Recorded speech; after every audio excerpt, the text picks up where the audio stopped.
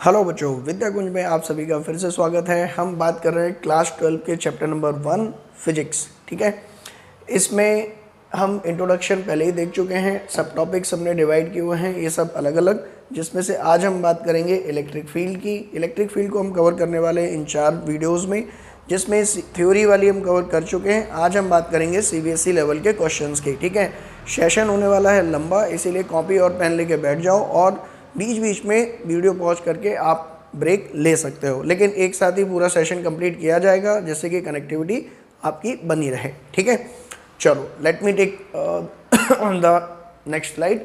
Resources क्या क्या use करने वाले हैं? NCERT एग्जाम्पलर, CBSE के लास्ट ईयर के क्वेश्चंस। ठीक है, इतना ही काफ़ी होता है CBSE बोर्ड के CBSE के लिए इस टॉपिक को अच्छे से कवर करने के लिए। ठीक है, बहुत ज़्यादा पढ़ने की ज़रूरत नहीं है। अगर हम पिछले 15 साल के क्वेश्चंस को एनालाइज करें तो हमें पता चलेगा कि ये 4 टॉपिक बहुत इंपॉर्टेंट हैं। ठीक है, इन 4 टॉपिक्स को एक एक करके हम डिस्कस करेंगे। इसमें से ये टॉपिक आता है केवल 1 नंबर में, यहाँ से 2 नंबर के न्यूमेरिकल बनते हैं, इसमें से 2 और 3 नंबर के न्यूमेरिकल बन जाएंगे और इसमें से 5 नंबर का डेरिवेशन बेसिकली। ठीक है, ये जो डेरिवेशन आता है वो रिंग की वजह से इलेक्ट्रिक फील्ड और रॉड की वजह से इलेक्ट्रिक फील्ड निकालने के लिए पूछता है वो। ठीक है, सो ये वेटेज हो गया, एनालिसिस हो गई। Now let me take the first slide of the questions. ये बहुत पुराने ज़माने में पूछे गए क्वेश्चंस हैं। ठीक है, और बहुत बेसिक्स हैं। इलेक्ट्रिक फील्ड एट ए पॉइंट कैसे डिफाइन करोगे? किसी पॉइंट पर भी इलेक्ट्रिक फील्ड, मान लो इस पॉइंट पर मुझे इलेक्ट्रिक फील्ड पता करनी है, कितनी होगी? ठीक है, सिंपल तरीका क्या है, उस पॉइंट पर एक चार्ज रखो, पॉजिटिव चार्ज। ठीक है, सिंस इस चार्ज को तुम इलेक्ट्रिक फील्ड टेस्ट करने के लिए यूज़ कर रहे हो, इसीलिए इसका नाम दिया जाता है टेस्ट चार्ज। और इसकी वैल्यू क्या होनी चाहिए? Very small, limit Q tends to 0। ठीक है, अब इसको यहाँ रखने के बाद इस पर जो फोर्स फील हुआ तुम्हें, जो फोर्स तुमने मेज़र किया, वो फोर्स मान लीजिए है F। ठीक है, अब इस फोर्स को अगर इसी टेस्ट चार्ज से डिवाइड कर दोगे तो ये जो एक्सप्रेशन आपको दिख रहा है, इसको हम बोलते हैं electric field at that point. Mathematically definition क्या होगी? It is the force experienced by a unit positive test charge placed at that point. ठीक है, 1 मार्क्स में इतना लिखना काफ़ी है। नाउ इलेक्ट्रिक फील्ड स्केलर और वेक्टर क्वांटिटी, ऑब्वियसली E के एक्सप्रेशन में क्या आ रहा है आपका? F/Q। So since force is a vector quantity, so field is also a vector quantity. ठीक है, 1 नंबर में क्वेश्चन लिखना था आपको। ठीक है, यहाँ पर ये भी दिखा दिया करो, लिमिट Q टेंस टू 0, पता नहीं बुरा मान जाए। ठीक है, so next question is field pattern around a positive charge and negative charge. भाई पॉजिटिव चार्ज फील्ड कैसी लगाता है? अपने से दूर। ठीक है, रेडियली दूर। ठीक, ये कैसे पता चला? जब हमने टेस्ट चार्ज को यहाँ पर रखा तो उस पर फोर्स लगा रेडियली अवे, तो टेस्ट चार्ज पर फोर्स की जो डायरेक्शन होती है वही इलेक्ट्रिक फील्ड की डायरेक्शन होती है। सो ऐसी तरह से हमने जब चारों तरफ टेस्ट चार्ज रख के देखा तो पता चला कि इलेक्ट्रिक फील्ड रेडियली जो है वो आउटवर्ड होगी पॉजिटिव चार्ज से, और नेगेटिव चार्ज के जब चारों तरफ हमने टेस्ट चार्ज को रखा तो उसने इसको अट्रैक्ट किया हर तरफ से, यानी कि इलेक्ट्रिक फील्ड की डायरेक्शन इस पर रेडियली इनवर्ड होगी। ठीक है, स्पीड थोड़ी सी तेज़ रहेगी इस सेशन की, तो आप उसको स्पीड से सेक्शन में जाके कम ज़्यादा करके देख सकते हो। ठीक है, now let me take next question. CBSE 94 में पूछा derive the expression of E due to a point charge. भाई पॉइंट चार्ज की वजह से इलेक्ट्रिक फील्ड डिराइव करना है। ये है आपका पॉइंट चार्ज, r डिस्टेंस पर फील्ड कितनी होगी? तरीका क्या है? एक छोटा सा टेस्ट चार्ज यहाँ पे रखो Q0, इस पर फोर्स मेजर करो, कूलॉम्स लॉ से कितना आएगा? KQ Q0 divided by r²। और बाई डेफिनेशन हम पहले ही पढ़ चुके हैं कि E होता है F/Q0। ठीक है, सो Q0 से ही अगर डिवाइड कर दोगे तो कितना मिल जाएगा? KQ/r²। और डायरेक्शन क्या होगी? जो फोर्स की डायरेक्शन है r कैप, वही इलेक्ट्रिक फील्ड की डायरेक्शन हो जाएगी। सो this is the expression. Fine. Next 2007 में क्वेश्चन पूछा, ये इतनी देर से जो नाटक चल रहा है कि टेस्ट चार्ज छोटा होना चाहिए, छोटा होना चाहिए, यहाँ भी छोटा होना चाहिए, लिमिट Q0 टेंस टू 0 इसकी डेफिनेशन में, ये क्यों? आखिर ऐसा क्यों? बड़ा लेंगे तो क्या हो जाएगा? देखो, मान लो मुझे इस प्लस Q की वजह से r डिस्टेंस पर फील्ड कैलकुलेट करनी है इस पॉइंट पर, तो अगर मैं बहुत बड़ा टेस्ट चार्ज यहाँ पे ले आया, ठीक है, इसकी वैल्यू भी बहुत ज़्यादा है, तो ये बहुत ज़्यादा अगर बड़ा टेस्ट चार्ज होगा तो ये खुद भी तो कुछ इलेक्ट्रिक फील्ड प्रोड्यूस करेगा, और इसकी वजह से जो इलेक्ट्रिक फील्ड प्रोड्यूस होगी वो डायरेक्टली प्रोपोर्शनल होगी इसके मैग्नीट्यूड के। ये ज़्यादा रखोगे तो इसकी फील्ड ज़्यादा होगी, और इसकी फील्ड की वजह से ये जो सोर्स चार्ज है जिसकी वजह से तुम कैलकुलेट करना चाहते थे वो यहाँ रुकेगा ही नहीं, वो भाग जाएगा दूर। ठीक है ना? सो एक्चुअल में अगर तुम्हें इस चार्ज की वजह से r डिस्टेंस पर फील्ड कैलकुलेट करनी है और वहाँ पर जो टेस्ट चार्ज रखने जा रहे हो, तो वो टेस्ट चार्ज आप क्या ले लो, छोटा, बिल्कुल उसको छोटा लोगे तो उसकी वजह से फील्ड जो प्रोड्यूस होगी वो भी कम होगी, तो ये इस सोर्स चार्ज को दूर नहीं भगाएगा, ठीक है। सो सिंगल एक लाइन में आंसर देना है तो क्या, test charge should be small, otherwise it will displace the source charge or it will disturb the charge distribution of source charge, ठीक है। so this is the reason why we take test charge very small. now let me take this question. next segment पे आ गए हम। अगर किसी charge को एक electric field में रख दें तो उस पर क्या होगा, फोर्स का इफेक्ट, ठीक है, इलेक्ट्रिक फील्ड का इफेक्ट। तो ध्यान से समझो, उसने कहा force on electron and proton placed in small electric field, 2000 में क्वेश्चन पूछा है, बहुत ईजी है। इलेक्ट्रिक फील्ड अगर रखी है और उसके अंदर कोई चार्ज रखा है, मान लीजिए कोई भी चार्ज, पॉजिटिव नेगेटिव अभी बात नहीं कर रहे हैं, तो फोर्स हमेशा उस पर क्या होता है, Q इंटू इलेक्ट्रिक फील्ड, ठीक है। इस Q को साइन के साथ रखना है। तो अगर मान लो मैंने इसको इलेक्ट्रॉन रख दिया यहाँ पर, तो इलेक्ट्रॉन पे चार्ज कितना होता है, -1.6 इंटू 10⁻⁻19 इंटू ई। नाउ ये माइनस साइन क्या बता रहा है कि जो फोर्स होगा इलेक्ट्रॉन पर वो इलेक्ट्रिक फील्ड की डायरेक्शन के अपोजिट होगा, यानी कि नेगेटिव चार्ज पर फोर्स ई के अपोजिट डायरेक्शन में लगता है। वहीं अगर हम बात करें प्रोटॉन की, इलेक्ट्रिक फील्ड अगर यहाँ है और प्रोटॉन मतलब प्लस ई चार्ज, तो इस पर जो फोर्स होगा वो कितना निकल के आएगा, प्लस ई इंटू ई। नाउ यहाँ पर ये प्लस साइन ये बता रहा है कि फोर्स और फील्ड की डायरेक्शन क्या होने वाली है, सेम। सो यहाँ पर फोर्स आपका इसी डायरेक्शन में लगेगा, ठीक है। सो नटशेल में क्या समझे इस क्वेश्चन से कि पॉजिटिव चार्ज हमेशा फील्ड की डायरेक्शन में जाएगा, नेगेटिव चार्ज हमेशा फील्ड के अपोजिट डायरेक्शन में जाएगा। I hope this is clear now. Let me take next slide. 2019 में ये क्वेश्चन पूछा गया है कि अगर एक सिंपल पेंडुलम को, ठीक है, कंसीडर करें हम, सिंपल पेंडुलम क्या है कई लोगों को नहीं पता होगा। अगर ये स्ट्रिंग L है और एक स्फेयर जिसका मास m है उसको इससे लटका दिया, और अगर अब इसको मैं थोड़ा सा लेफ्ट में ले जाके छोड़ दूं, राइट में, तो ये इस तरह से मोशन करेगा, इधर जाएगा फिर इधर आएगा, फिर इधर जाएगा फिर इधर आएगा, ठीक। और एक एंड से वापस उस एंड तक आने में जो टाइम लगेगा उसको हम बोलेंगे time period of simple pendulum. इसका फॉर्मूला जो होता है वो होता है 2π√L upon acceleration in the downward direction at equilibrium position. देखो थोड़ा बहुत जिन्होंने 11th में नहीं पढ़ा उनको थोड़ा सा बता दे रहा हूँ मैं, ठीक है। अब अगर मैं कहूँ सिंपल पेंडुलम के लिए इस पोजीशन पर इनिशियली रखा हुआ था वो आराम से, यानी कि नीचे कितना फोर्स लग रहा होगा mg और यहाँ पर ऊपर कितना लग रहा होगा टेंशन T। ये इक्विलिब्रियम पॉइंट है, तो इक्विलिब्रियम पर नीचे की तरफ फोर्स कितना लग रहा है, रिजल्टेंट फोर्स नहीं किया, रिजल्टेंट फोर्स नहीं बोल रहे हैं आपको, इक्विलिब्रियम पर रिजल्टेंट कहेंगे तो कितना लगेगा, 0। इक्विलिब्रियम पोजीशन पर जहाँ पर नेट फोर्स 0 है, नीचे की तरफ कितने फोर्स लग रहे हैं, रिजल्टेंट फोर्स, तो नीचे की तरफ फोर्स लग रहा है केवल mg। तो acceleration in downward direction due to this mg, अगर ये स्ट्रिंग हटा दी जाए तो कितना आएगा, mg अपॉन m, तो यहाँ से कैंसिल, कितना आ गया g। तो फॉर्मूला बन गया T is equal to 2π√L/g, ठीक है। ये तो 11th क्लास में आप पढ़ के आए होगे, ठीक है, कि टाइम पीरियड जो है सिंपल पेंडुलम का ये होता है, ठीक है।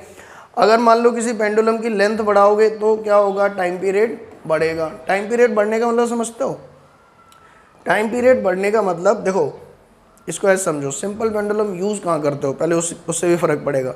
सिंपल पेंडुलम यूज़ किया जाता है घड़ियों में, घड़ी बनाई जाती है सिंपल पेंडुलम यूज़ करके, ठीक है। अभी 1 सेकंड कैसे डिफाइन करोगे, ये सुई 1 सेकंड वाली कब आगे बढ़ेगी, इस तरह से सेट किया जाता है कि जब पेंडुलम एक ऑसिलेशन पूरा कर ले तो सुई 1 सेकंड आगे बढ़ जाएगी, ठीक है। यानी कि एक टाइम पीरियड मतलब एक बार ऑसिलेशन पूरा होने में जो टाइम लगेगा उसको मैंने मान लिया 1 सेकंड, ठीक है। अब अगर मैं ये कहता हूँ कि पेंडुलम की लेंथ बढ़ा दी मैंने, लेंथ बढ़ जाएगी तो टाइम पीरियड भी क्या हो जाएगा, बढ़ जाएगा। यानी कि एक चक्कर पूरा करने में पहले 1 सेकंड टाइम लग रहा था, अब 1 सेकंड से ज़्यादा टाइम लगेगा, ठीक है ना। सो टाइम पीरियड का ये सिग्निफिकेंस होता है, टाइम पीरियड ही डिसाइड करता है कि घड़ी में कितना बजेगा, ठीक है। अब मान लो तुम्हारे पास 2 घड़ियाँ हैं, ये एक घड़ी है, ये दूसरी घड़ी है। मैं कह रहा हूँ कि इसका टाइम पीरियड T1 है, इसका टाइम पीरियड T2 है, ठीक है। और T1 is greater than T2 है। वो कैसे? L ज़्यादा ले लिया मैंने, L1 is greater than L2। तो अब तुम मुझे बताओ कि कौन सी घड़ी फास्ट होगी।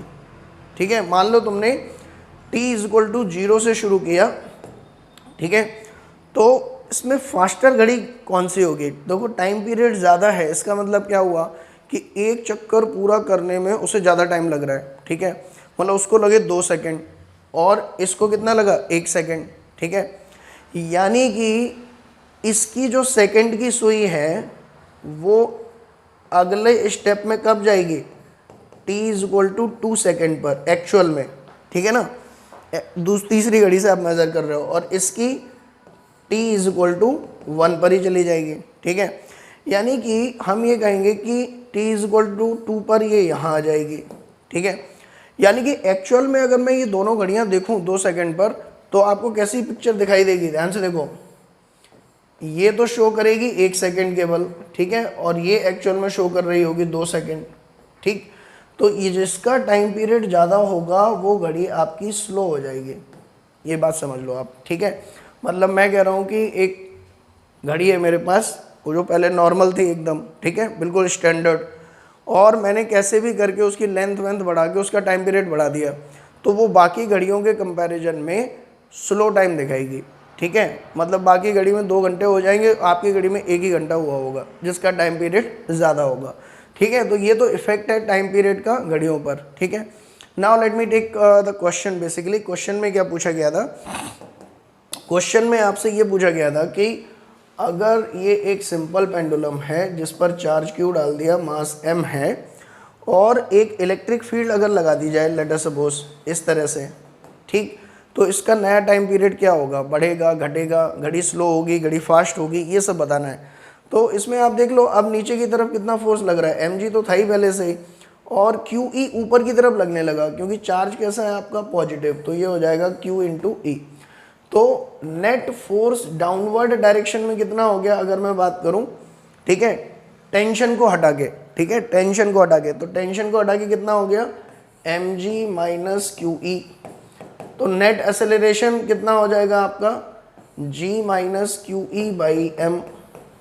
ठीक है, डाउनवर्ड डायरेक्शन में। तो टाइम पीरियड का फॉर्मूला कितना हो जाएगा? 2 pi root under L upon g minus QE by m। तो इससे क्या पता चला? टाइम पीरियड आपका बेसिकली क्या हो रहा है? इंक्रीज। देखो, है ना, ये टर्म घटा, ये टर्म घटा, तो ओवरऑल बढ़ा। टाइम पीरियड इंक्रीज हो रहा है, इसका मतलब घड़ी आपकी क्या हो रही है? स्लो। यानी कि इलेक्ट्रिक फील्ड ऊपर लगाओगे तो बाकी घड़ी में 2 घंटे हो चुके होंगे, आपकी घड़ी 1 घंटा ही शो करेगी। फास्ट करनी है घड़ी तो आप इसमें इलेक्ट्रिक फील्ड कहाँ लगा दो? नीचे, तो ये साइन क्या हो जाएगा? प्लस। तो उस केस में टाइम पीरियड आपका घट जाएगा। घट जाएगा मतलब घड़ी आपकी क्या हो जाएगी? फास्ट। तो घड़ी फास्ट और स्लो अगर आपको करना है पेंडुलम क्लॉक, तो एक तो उसको थोड़ा चार्ज दे दो और फिर अप्रोप्रिएट इलेक्ट्रिक फील्ड लगा दो। ये आपसे पूछा गया था 2019 में। ठीक है, तो आप जैसे जैसे टाइम आ रहा है आगे तो स्टैंडर्ड क्वेश्चन बढ़ रहे हैं। ठीक है, now let me take another question. Free fall of electron and proton under electric field. ये CBSE 2018 में। देखो, मान लो एक बार इलेक्ट्रॉन प्रोटॉन दोनों ने कहा हम भाई एक बिल्डिंग से कूद के अपनी जान देंगे। ठीक है, तो पहले वो आ गए यहाँ पर इलेक्ट्रॉन प्रोटॉन और यहाँ से कूदे वो। ठीक है, बिल्डिंग की हाइट तीनों ही केस में कितनी है? h। ठीक, इस केस में कोई इलेक्ट्रिक फील्ड नहीं थी, E is not equal to 0। ठीक है, इस केस में इलेक्ट्रिक फील्ड, अब ये इलेक्ट्रॉन यहाँ खड़ा है, ये प्रोटॉन खड़ा है। ठीक है, अगर मैं तुमसे कहूँ कि बताओ यहाँ पर इलेक्ट्रिक फील्ड अगर मान लो लगी है ऊपर की तरफ, ठीक है, समझ में आया? केस बता रहा हूँ मैं। यहाँ पे प्रोटॉन पे इलेक्ट्रिक फील्ड लगी है नीचे की तरफ। ठीक है, पहले केस में अगर ये दोनों कूदेंगे यहाँ से तो नीचे पहले कौन पहुँचेगा? ठीक है, तो आंसर विल भी दोनों सेम टाइम पे पहुँचेंगे। क्यों? क्योंकि ग्रेविटी जो होती है, अर्थ की ग्रेविटी, वो इस बात पे डिपेंड नहीं कर रही होती कि कौन कूद रहा है, उसका मास कितना है। ठीक है, हर एक को वो सेम एक्सेलरेशन से नीचे बुलाती है और उस एक्सेलरेशन को हम बोलते हैं g। यही तो न्यूटन ने बताया था। ठीक है, 9.8 मीटर पर सेकेंड स्क्वायर। तो कौन कितनी जल्दी नीचे पहुंचेगा ये डिपेंड करेगा उसके एक्सेलरेशन पर। ओके, और अगर केवल ग्रेविटी है तो एक्सेलरेशन चाहे कोई भी हो उसके लिए, सबके लिए क्या होता है? Same g। ठीक है। सो इस केस में दोनों साथ पहुंचेंगे, नीचे साथ मरेंगे। यहाँ पर अगर मैं बात करूँ, सिंस इलेक्ट्रिक फील्ड प्रेजेंट है ऊपर की तरफ, तो अब जब ये इलेक्ट्रॉन नीचे आएगा तो एक तो इसका mg लगेगा, दूसरा सिंस फील्ड ऊपर है, नेगेटिव चार्ज है ये, तो इस पर फोर्स कहाँ लगेगा, नीचे, और वो कितना होगा, E इंटू ई, ये भी नीचे और ये भी आपका नीचे, ठीक है। तो अब जो नेट एक्सेलरेशन हो जाएगा इलेक्ट्रॉन का वो हो जाएगा g plus E into E upon M E. ऐसे ही प्रोटॉन की बात करें तो प्रोटॉन पर पॉजिटिव चार्ज है, तो अगेन ये भी जब कूदेगा तो mg तो लग ही रहा था प्लस e इंटू ई, ठीक है। तो इसका एक्सेलरेशन अगर निकालें तो कितना आ जाएगा, g plus E into E upon M P, ठीक है ना। अब तुम ये देखो कि किसका एक्सेलरेशन ज़्यादा है, इलेक्ट्रॉन और प्रोटॉन के केस में, ये देख लो तुम, ठीक है। तो अब बड़ी दिक्कती सी बात है, इलेक्ट्रॉन का मास कम है और इसका मास ज़्यादा है प्रोटॉन का, तो ये जो एक्सेलरेशन है AE that is greater than AP, ठीक है। तो ज़्यादा जल्दी कौन पहुंचेगा, इलेक्ट्रॉन पहले पहुंचेगा, विल रीच फर्स्ट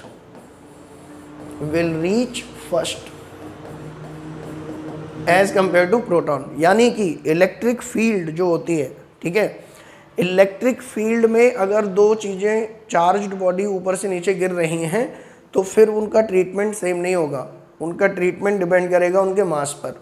लेकिन ग्रेविटेशनल फील्ड में, ठीक है, चाहे कोई भी कूदे, कोई भी मास हो उनका, कुछ भी चार्ज हो, वो सब जो है सेम टाइम पे ही पहुंचेंगी। ये सिखाना चाहता है बेसिकली आपको, 2018 में ये क्वेश्चन आया था। चलो नेक्स्ट देख लो, measurement of size of oil drop. भाई देखो तुम्हारे पास एक ऑयल ड्रॉप है, ठीक है, और बहुत ही इंपॉर्टेंट है क्वेश्चन, एनसीईआरटी में भी है, सीबीएसई में भी है, ठीक है। इस ऑयल ड्रॉप की रेडियस है आर, तुम्हें यही रेडियस निकालनी है। दे क्या रखा है क्वेश्चन में, तुम्हें डेंसिटी दे रखी है और इस पर जो चार्ज है ऑयल ड्रॉप पर Q, ठीक है, वो Q आपको दे रखा है कि भैया इतना चार्ज है इसके ऊपर, ठीक है, और इसको हवा में बैलेंस करके रखा हुआ है, ठीक है। वो कब पॉसिबल होगा, देखो mg इसको नीचे ले जाना चाह रहा होगा तो ऊपर की तरफ एक फोर्स लगना चाहिए इस पर, ठीक है। सिंस चार्ज पॉजिटिव है तो एक इलेक्ट्रिक फील्ड लगानी पड़ेगी आपको, तभी इस पॉजिटिव चार्ज पर ऊपर की तरफ एक फोर्स लगेगा, दैट इज Q इंटू ई। अब इसके इक्विलिब्रियम के लिए कंडीशन क्या बन जाएगी आपकी, QE is equal to mg। So यहाँ से m इज इक्वल टू आ जाएगा QE अपॉन g। मास को लिख सकते हैं density into volume is equal to QE upon g, ठीक है ना। सो वॉल्यूम को अगेन सिंस स्फेरिकल ड्रॉप है क्या लिख सकते हो, 4/3 pi r cube is equal to QE upon rho into g। So from here r is equal to कितना आ जाएगा, 3QE अपॉन 4 पाई रो g की पावर 1/3, ठीक है ना। सो ये रेडियस ऑफ द ड्रॉप आप यहाँ से निकाल सकते हो, और ये कोई छोटा मोटा न्यूमेरिकल नहीं है, basically this is the modelling of Millikan oil drop experiment, ठीक है। ऑयल की ड्रॉप को इस तरह से हवा में बैलेंस करके उसका रेडियस सब पता था मिलिकन को, मिलिकन ने केवल क्या निकाला उस पर, चार्ज, ठीक है। सो ये उसी का एक मॉडल है, आपको समझ में आना चाहिए किस तरह से करते हैं, ठीक है। Now let me take next question, deflection of charge particle in uniform electric field. Very important question, numerical, ध्यान समझो कैसे करेंगे। एक आपकी प्लेट है, ध्यान समझो, ये क्या बताना चाह रहा है आपको, दो प्लेट्स हैं आपकी, ठीक है, इनके बीच में इलेक्ट्रिक फील्ड लगी है, ऐसे नीचे की तरफ लगाई उन्होंने कैसे भी मर्जी, ठीक है, हर जगह उसकी वैल्यू सेम है इलेक्ट्रिक फील्ड। सर ये ऐसे कैसे बना ली इलेक्ट्रिक फील्ड, ये सीखेंगे बाद में कि यूनिफॉर्म इलेक्ट्रिक फील्ड कैसे डेवलप करते हैं, ठीक है। और इन प्लेट्स पर अभी बस इतना समझ लो कि सिंस पॉजिटिव चार्ज से बाहर निकलती है और नेगेटिव पर एंटर करती है, तो अगर इस ऊपर वाली प्लेट पर थ्रू आउट तुम चार्ज फैला दो तरीके से, ठीक है, हर जगह सेम, तो यहाँ पर इनके बीच में इलेक्ट्रिक फील्ड सेटअप हो जाती है E, ठीक है। अब इस प्लेट के अंदर तुमने फेंका एक चार्ज ऐसे, ठीक है, हॉरिजॉन्टल वेलोसिटी उसकी कुछ भी मान ली तुमने, ठीक है, हॉरिजॉन्टली फेंका। एक चीज़ बहुत इंपॉर्टेंट है, कैसे फेंका, हॉरिजॉन्टली, ठीक है, मतलब वर्टिकल में अगर मैं कहूँ उसका कंपोनेंट कितना है तो आंसर विल बी 0, और हॉरिजॉन्टल डायरेक्शन में कंपोनेंट वेलोसिटी का कितना है तो जितने से तुमने फेंका, ठीक है। अब पार्टिकल है तो उसका कुछ मास होगा, कुछ चार्ज भी होगा, ठीक। अब ये पार्टिकल जैसे ही तुमने फेंका, ये पार्टिकल ऐसे निकल के गिरा, सीधा नहीं गया, ठीक है, तुमने फेंका था सीधा लेकिन सीधा गया नहीं। सर नीचे क्यों आ गया ये? सर mg लग रहा होगा इस पे। mg नहीं लग रहा है। लेट अस सपोज मैंने कह दिया है कि ग्रेविटी फ्री रीजन है, ये ग्रेविटी फ्री रीजन है, ठीक है, इन दोनों प्लेट के बीच में वैक्यूम क्रिएट कर लिया हमने, ठीक। सो फिर क्यों गया नीचे? तो सर फिर ऐसा है कि इलेक्ट्रिक फील्ड है और नीचे की तरफ लगी हुई है और चार्ज भी नीचे की तरफ जा रहा है, मतलब इस पर फोर्स भी नीचे की तरफ लग रहा है। इसका मतलब कैसा चार्ज होना चाहिए? ये फील्ड की डायरेक्शन में फोर्स लग रहा है, इसका मतलब पॉजिटिव चार्ज होना चाहिए। तो केवल आप इसके डिफ्लेक्शन से ये बता सकते हो कि ये कैसा चार्ज है, आपका पॉजिटिव चार्ज, ठीक है। मान लो तुम्हारा कोई दूसरा चार्ज किसी ने फेंका और वो इधर से सेम सब कुछ है वो, लेकिन इस तरह से चला गया ऊपर की तरफ, ठीक है। अब ऊपर डिफ्लेक्शन हो रहा है, मतलब फील्ड के डायरेक्शन के अपोजिट डायरेक्शन में क्या लग रहा है? फोर्स। यानी कि आपकी जो ये चार्ज की पोलैरिटी है वो कैसी है? नेगेटिव, ठीक है ना।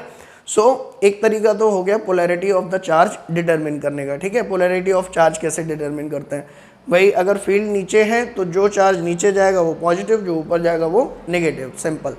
नेक्स्ट देखो एक्सप्रेशन ऑफ डिफ्लेक्शन, ये दिख रहा है कि नहीं? एक्सप्रेशन ऑफ डिफ्लेक्शन, ये एनसीईआरटी का क्वेश्चन है 1.33। क्या पूछना चाह रहा है आपसे वो? यहाँ पे समझो, मान लो ये प्लेट है, ठीक है, यहाँ से तुमने चार्ज को फेंका, ठीक, और वो चार्ज इस तरह से मुड़ता हुआ ऐसे आ रहा है, ठीक है ना। नहीं सही नहीं बना, देखो ऐसे आ रहा है, ठीक है।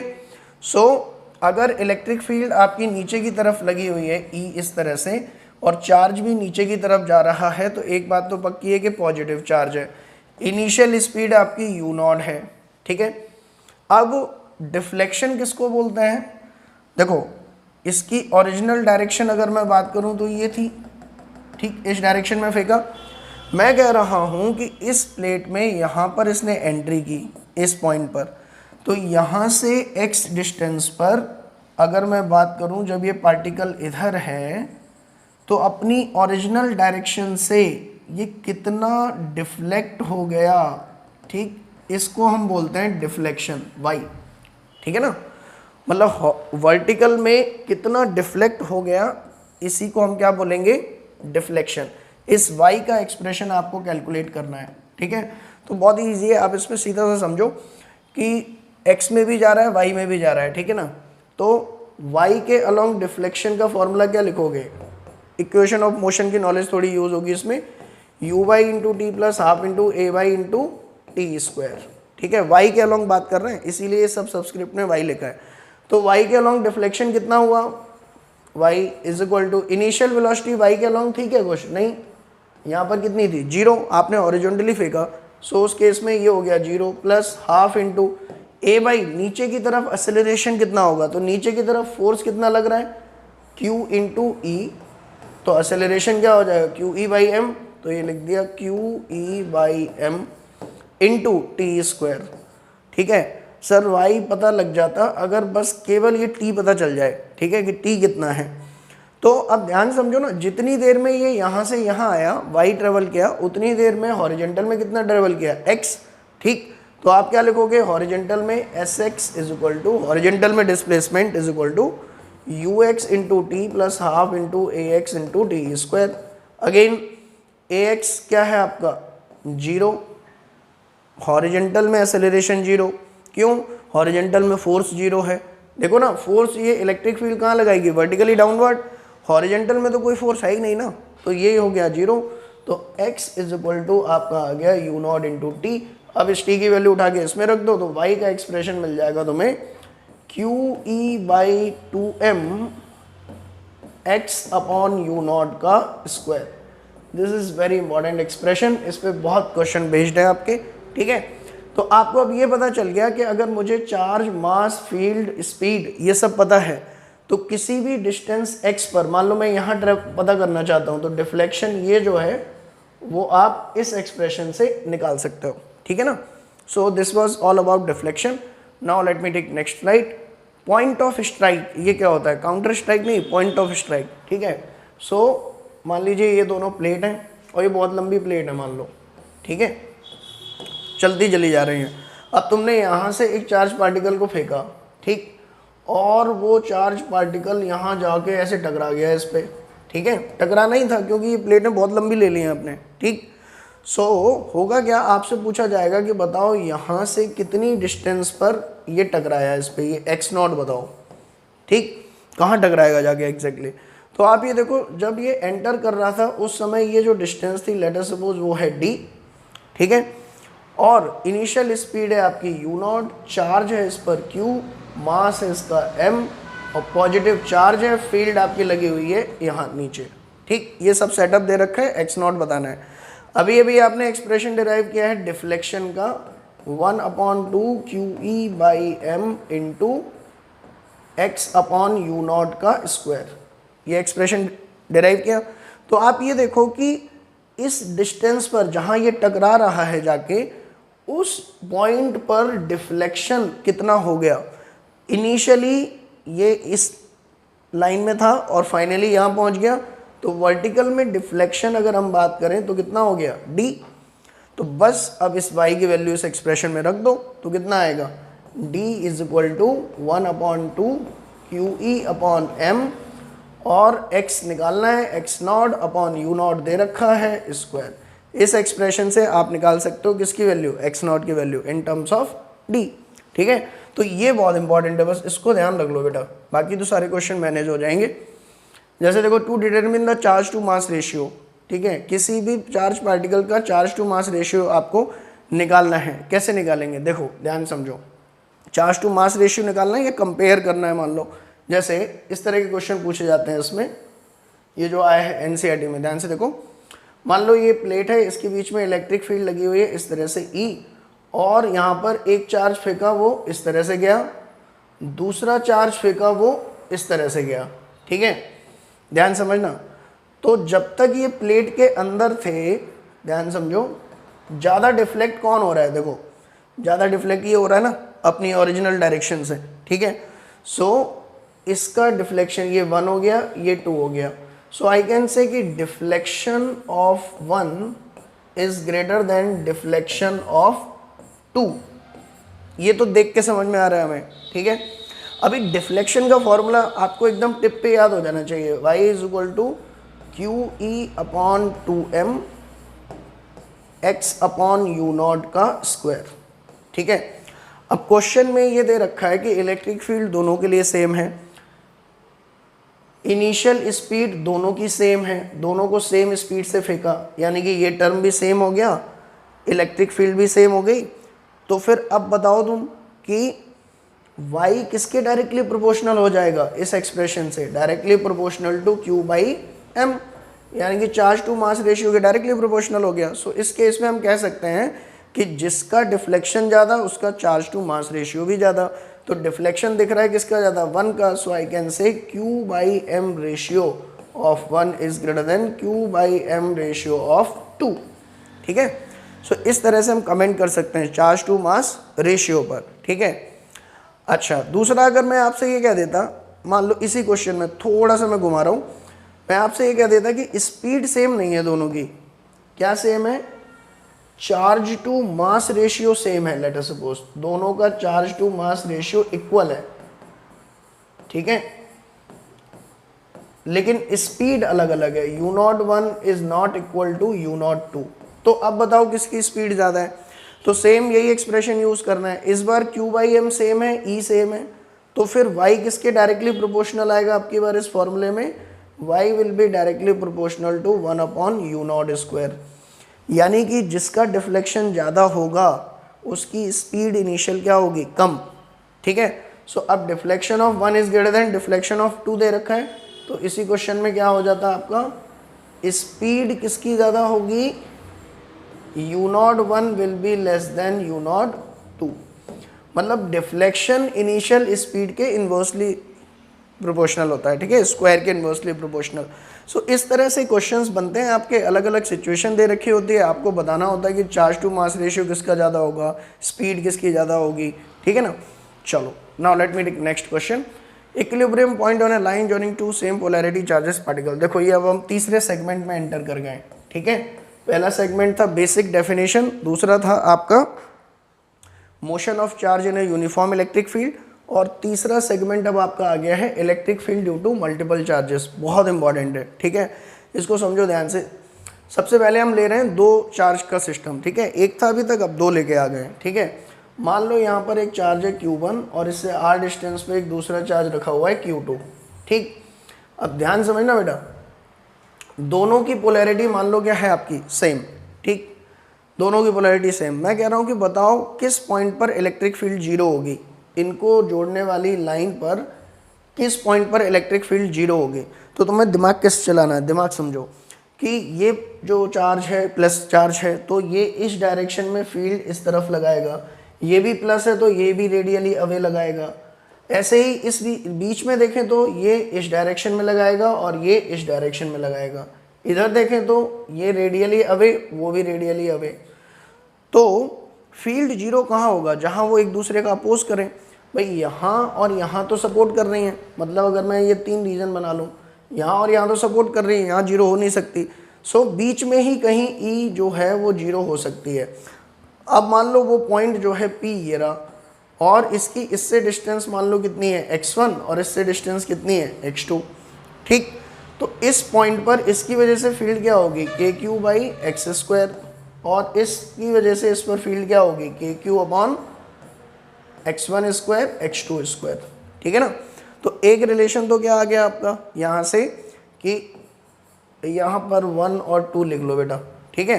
तो एक रिलेशन तो ये आ गया कि x1 upon x2 is equal to क्या आ गया, root q1 upon root q2, ठीक है। दूसरा रिलेशन क्या मिल जाएगा आपको कि इन दोनों का ही सम किसके इक्वल है, x1 plus x2 is equal to r। This is your equation number 2। इन दोनों से जब सॉल्व करोगे तो आपको मिल जाएगा x1 की वैल्यू मिल जाएगी x1 is equal to root q1 into R divided by root q1 plus root q2, ठीक है ना। तो ये पॉइंट पता कर लिया तुमने कि भाई इससे इतना दूर होगा। एक और चीज़ इससे सीखने वाली है, ठीक है, ध्यान समझना।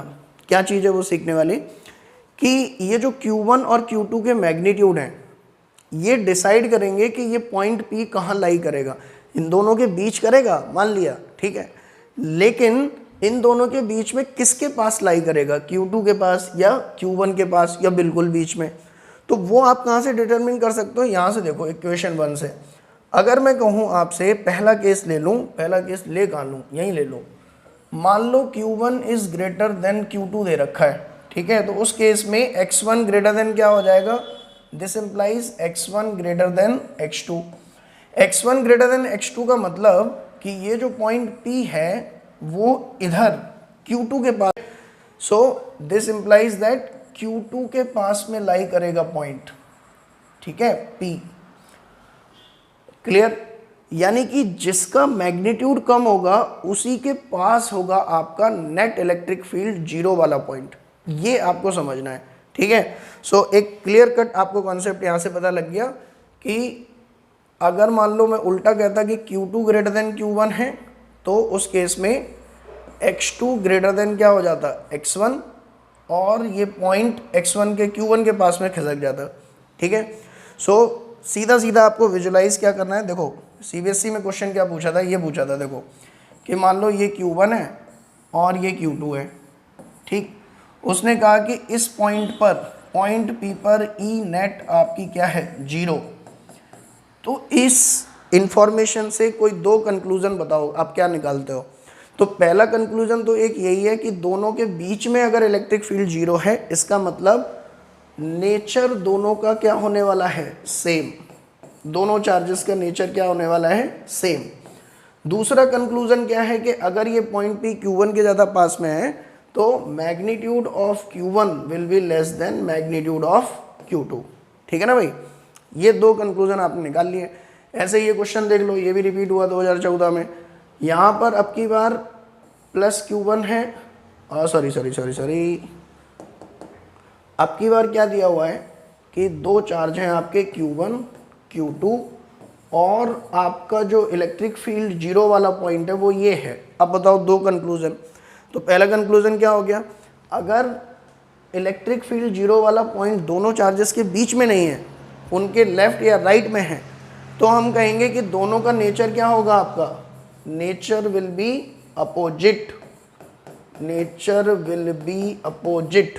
ठीक, दूसरा किसके पास में ज़्यादा है, अगर हम बात करें तो Q2 के पास में है। इसका मतलब दूसरा कंक्लूजन कि magnitude of Q2 will be less than magnitude of Q1। ठीक है, जिसके पास में होगा उसका मैग्नीट्यूड कम होगा, बस इतना समझ लो। ठीक है ना। Now let me take next question. देखो अब हम आ गए हैं ट्रायंगल व्रायंगल पर। ठीक है, इक्विलेटरल ट्रायंगल वाले क्वेश्चंस बहुत आते हैं और 2014 में ये क्वेश्चन पूछा गया। ठीक है, इसमें क्या पूछा गया है आपसे, देखो ध्यान से, यहाँ पे आपको एक चार्ज की वैल्यू दे रखी है, मान लो +Q। ठीक है, समझ रहे हो, और यहाँ पर जो चार्ज की वैल्यू दे रखी है वो दे रखी है -2Q। ठीक, इक्विलेटरल ट्रायंगल है, मतलब ये एंगल भी 60 है और ये एंगल भी 60 है। आपसे कहा है कि बताओ इस पॉइंट पर इलेक्ट्रिक फील्ड क्या होगी। ठीक है, तो कुछ नहीं करना है आपको, इस +Q की वजह से फील्ड हमेशा रेडियली अवे, तो इसकी वजह से फील्ड क्या होगी, इन दोनों को मिलाती हुई ये गई, electric field due to +Q। ठीक है, ऐसे ही इस -2Q की वजह से रेडियली इनवर्ड होगी, तो ये अपनी तरफ लगाएगा फील्ड लाइक दिस। ठीक, अब बात आती है कि ये E1 है और ये E2 है। ठीक है ना, ध्यान समझो, दो वेक्टर हो गए इस पॉइंट पर, तो रिजल्टेंट इलेक्ट्रिक फील्ड एट ए, जब एक से ज़्यादा चार्ज हो तो फिर इलेक्ट्रिक फील्ड दी जाती है प्रिंसिपल ऑफ सुपरपोजिशन से, और वो क्या बोलता है कि net field at any point A will be equal to the vector sum of all the field at that point, that is E1 vector plus E2 vector। Theory में मैंने आपको सिखाया था कि अगर केवल दो वेक्टर हों और केवल मैग्नीट्यूड अगर निकालना हो तो फिर आप क्या यूज़ कर लो, पैरेललोग्राम लॉ। ये एंगल कितना हो जाएगा आपका, ये 60 है तो 120। तो अगर केवल मैग्नीट्यूड निकालना है तो सीधा फॉर्मूला क्या हो गया आपका, √E1 का स्क्वायर प्लस E2 का स्क्वायर 2E1 E2 cos 120 होता है -1/2 के इक्वल। ठीक है, cos थीटा होता है, वहाँ -1/2 आ गया। दूसरा एक चीज़ और समझो, थोड़ा सा दिमाग लगाना सीखो कि ये चार्ज r डिस्टेंस पर इससे है तो फील्ड लगाया E1, यहाँ पर ये चार्ज डिस्टेंस तो सेम है। ठीक है, नेचर अपोजिट है तो डायरेक्शन चेंज कर ली। अब मैग्नीट्यूड कितना होगा इसका, तो magnitude is directly proportional to the magnitude of charge. So ये 2 टाइम्स है इससे, तो E2 भी जो होगी वो 2 टाइम्स होगी E1। समझ रहे हो, ये थोड़ा सा सीखो इस तरह से करना, आपकी कैलकुलेशन बचेगी। ठीक है, सो आई कैन से कि जहाँ जहाँ E2 है वहाँ मैं 2E1 लिख सकता हूँ। तो यहाँ पर कितना आ जाएगा, √, देखो ये E1 स्क्वायर प्लस 2E1 मतलब 4E1 स्क्वायर, और ये यहाँ से -2 से कटेगा तो ये कितना हो जाएगा, -E2 की जगह 2E1 रखा आपने। ठीक है, तो ये आ जाएगा आपका 2E1 स्क्वायर। ठीक है ना। सो अब इसको सॉल्व कर लो, कितना बचेगा, ये 2 बचा और 3, ये आ जाएगा √3E1। तो मैग्नीट्यूड आपका इतना आ गया, √3E1। अब E1 की वैल्यू कैलकुलेट कर लो बस एक बार। E1 क्या है, इसकी वजह से फील्ड, और वो कितना होगा, KQ divided by R square. This is your final answer. ठीक है ना। सो ये केवल मैग्नीट्यूड निकालना था तो ये क्वेश्चन, ये तरीका आप जल्दी से जल्दी यूज़ कर सकते थे। ठीक है, लेकिन कई बार वो इसके साथ साथ डायरेक्शन और पूछ लेता है। ठीक है, तो जब डायरेक्शन पूछने लग जाए तो फिर आई विल रिकमेंड कि आप कंपोनेंट मेथड यूज़ करो। कंपोनेंट मेथड क्या होता है, देखो इसकी वजह से, Q की वजह से इलेक्ट्रिक फील्ड लगी यहाँ, ठीक, E, और ये -2Q की वजह से इलेक्ट्रिक फील्ड लगेगी, सॉरी गड़बड़ कर दिया, ये +Q है ना, तो +Q लगाएगा radially away like this E, और ये लगाएगा अपनी तरफ, दैट इज 2E। फाइन, अभी तो समझ गया ना ये 2E क्यों किया, क्योंकि इसके चार्ज का मैग्नीट्यूड डबल है। ठीक है ना, और डिस्टेंस वगैरह सब सेम है तो ये 2E हो जाएगा। अब डायरेक्शन निकालना अगर पूछा हो उसमें कि भाई फाइनली वो जो E नेट आ रहा है वो मान लो इस AC से कितना एंगल बना रहा है, लेट अस सपोज इस आर्म से, फिर क्या करना है आपको, ध्यान से समझो। आपको सबसे पहले यहाँ 2 एक्सिस ड्रॉ करने हैं लाइक दिस, ठीक, एक y एक्सिस और एक एक्स एक्सिस। फिर ये एंगल पता करना है, ये एंगल कितना है आपका 60, तो ये एंगल भी हो जाएगा 60 बाई ज्योमेट्री, ठीक है, और ये एंगल भी आपका हो जाएगा 60। अब जितने भी इलेक्ट्रिक फील्ड आपको दे रखी हैं उनके कंपोनेंट निकाल लो, ठीक है, अलोंग एक्स एंड वाई। तो ई का इसके अलोंग कंपोनेंट कितना आया, ई कॉस 60। 2e का इसके अलोंग कंपोनेंट कितना आया, 2e cos 60, ठीक है। ऐसे ही e का वर्टिकल में कंपोनेंट कितना आया, अगर मैं कहूँ तो e sin 60, और इसका वर्टिकल में कंपोनेंट कितना आया तो 2e sin 60। एक कंपोनेंट वगैरह आपको आता होगा आई होप, ठीक है, हमने पिछले लेक्चर में सिखा भी रखा है, ठीक है। सो अब जरा देखो कि एक्स एक्सिस के अलोंग रिजल्टेंट इलेक्ट्रिक फील्ड कितनी हो गई, 2e और e मिलके हो गया 3e cos 60, ठीक है ना। ऐसे ही वर्टिकल में नेट इलेक्ट्रिक फील्ड अगर मैं आपसे कहूँ कितनी होगी बताओ, तो ये 2e sin 60 में से e sin 60 जाएगा, तो ये कितना बचेगा आपका e sin 60। ये रिजल्टेंट आपकी y और x कंपोनेंट पता चल गए, तो जो रिजल्टेंट इलेक्ट्रिक फील्ड होगी वो इनके बीच से जाएगी। देखो ध्यान से, यहाँ फिर बना दे रहा हूँ मैं, ये है आपका e sin 60 और ये है आपका 2e और कितना है 2e 3e cos 60, ठीक है। तो resultant will be somewhere around in between, इस तरह से e नेट, और उसका मैग्नीट्यूड कितना आएगा, देखो ध्यान से, e net is equal to root under x component का स्क्वायर, तो ये कितना हो जाएगा, देखो 3e/2 ना, तो इसका स्क्वायर करोगे तो 9e square upon 4 plus e sin 60 का स्क्वायर यानी कि e इंटू 3/4। फाइन, अब इनको आप ऐड कर लो तो कितना आ जाएगा आपका, ये 9 + 3 4 और 3e, तो ये this will be equal to √3 into e।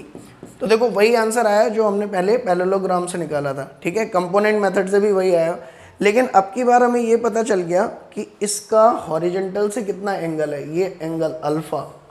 तो ये एंगल अल्फा कैसे निकालोगे आप, tan alpha is equal to vertical में जो कंपोनेंट आता है y के अलोंग उसको लिखो e√3/2 डिवाइडेड बाई हॉरिजॉन्टल में जो कंपोनेंट आ रहा है वो कितना है 3e/2, तो ये कैंसिल, और ये कितना आ गया आपका e से e कैंसिल, तो tan अल्फा आ गया आपका 1/√3 which will give alpha is equal to 30 degree, ठीक है। यानी कि हॉरिजॉन्टल से ये कितना एंगल बनाएगा 30 डिग्री। इसका मतलब समझ रहे हो आप, लेट मी रफ दिस, अब हमें पता चल गया सब कुछ।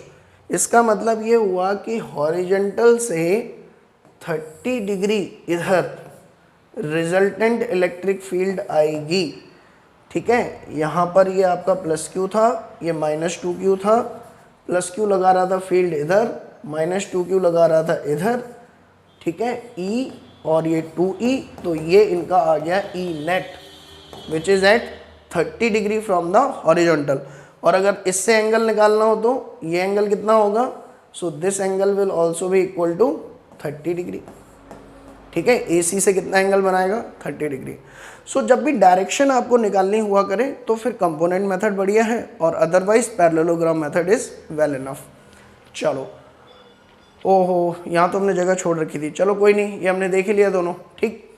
Next, field at geometrical centre of the regular polygon. देखो ये NCERT का क्वेश्चन है, electric field at the centre of regular polygon. जैसे मान लो रेगुलर पॉलीगन किसको बोलते हैं भाई, 3 साइड, जैसे मान लो n साइड हो और सबकी साइड इक्वल हो, ठीक है। जैसे ये एक ट्राइंगल है, ये भी रेगुलर पॉलीगन ऑफ 3 साइड्स, ठीक है, मतलब इक्विलेटरल ट्राइंगल होना चाहिए, A एंड A, ठीक है। तो इसके सेंटर पर नेट इलेक्ट्रिक फील्ड क्या होगी अगर वर्टिसेस पर इक्वल वैल्यू ऑफ चार्ज रख दी जाए, ठीक है। तो जब आप इसको कैलकुलेट करोगे ना, ठीक है, कर लो कैलकुलेट, एक करके बता दे रहा हूँ मैं। जैसे ये +q चार्ज है तो ये इस पर फील्ड कहाँ लगाएगा, इधर, ये इस पर फील्ड कहाँ लगाएगा, इधर, रेडियली अवे, और ये भी इस पर फील्ड कहाँ लगाएगा, लाइक दिस। तो सिचुएशन कैसी बनी, इस पॉइंट O पर 3 फील्ड लग रही हैं लाइक दिस, ठीक है। और बाई सिमेट्री आई कैन से तीनों के मैग्नीट्यूड क्या होने वाले हैं, सेम। देखो ठीक है, क्योंकि सिमेट्रिक चार्ज है और सिमेट्रिक डिस्ट्रीब्यूशन है, सो तीनों के मैग्नीट्यूड सेम है और ये एंगल कितना है आपका 120 डिग्री। नाउ इस पॉइंट पर अगर मैं कहूँ इन दोनों का रिजल्टेंट कहाँ जाएगा बताओ। अगर मैं क्या करूँ, देखो एक एक्सिस ये ड्रॉ कर लिया, एक एक्सिस ये ड्रॉ कर लिया, एक्स और वाई, कंपोनेंट मेथड यूज करो सिंपली, ठीक है। ये एंगल आपका होगा 60 और ये एंगल भी आपका कितना होगा 60, तो ये 30, ये भी 30। अब जरा कंपोनेंट करो इन सभी के एक्स और वाई के अलोंग, तो ये तो पहले ही वाई के अलोंग है तो इसको छोड़ दो, इसको कुछ नहीं करना है। इस वाले का एक्स के अलोंग कंपोनेंट लेंगे तो कितना आएगा e cos 30, और इसका एक्स के अलोंग कंपोनेंट लेंगे तो इसका भी कितना आएगा e cos 30। तो ये तो एक दूसरे को क्या कर देंगे, कैंसिल।